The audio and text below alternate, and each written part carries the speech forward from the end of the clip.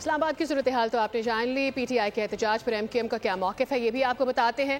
کہنا ہے کہ آئین و قانون احتجاج کی اجازت دیتا ہے لیکن تشدد کی نہیں. جن لوگوں نے مذاکرات کے دروازے بند کیے انہیں معلوم ہونا چاہیے کہ آخری حل مکالمہ ہے. ایم کیو ایم رہنما خالد مقبول صدیقی نے میڈیا سے گفتگو کی. انہوں نے کہا کہ پاکستان اس طرح نہیں چل پائے گا. یہ جاگیردارانہ جمہوریت پاکستان کے لیے کافی نہیں ہے. احتجاج جو ہے اس کی اجازت آپ کو آئین و قانون دیتا ہے, تشدد کی نہیں دیتا ہے. تو اگر ایک پرامن احتجاج تو ہونے دینا چاہیے تھا.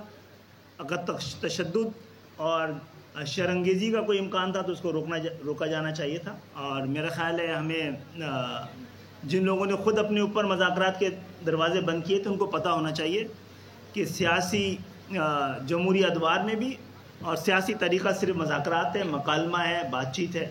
اور جن جماعتوں کے جڑ عوام تک ہوں ان سے نمٹنے کے لیے مکالمے کے علاوہ کوئی دوسری گنجائش نہیں ہے. جناب علی, پاکستان اس طرح نہیں چل پائے گا اور اس طرح ملک نہیں چلتے. مل کر بیٹھ کر یہ جاگیردارانہ جمہوریت یہ پاکستان کے لیے کافی نہیں ہے. یہ موروثی سیاست, خاندانی حکومتیں یہ منزل تک پہنچانے کے لیے لائق نہیں ہیں. سبسکرائب کریں اور بیل دبائیں تاکہ کوئی خبر رہ نہ جائے.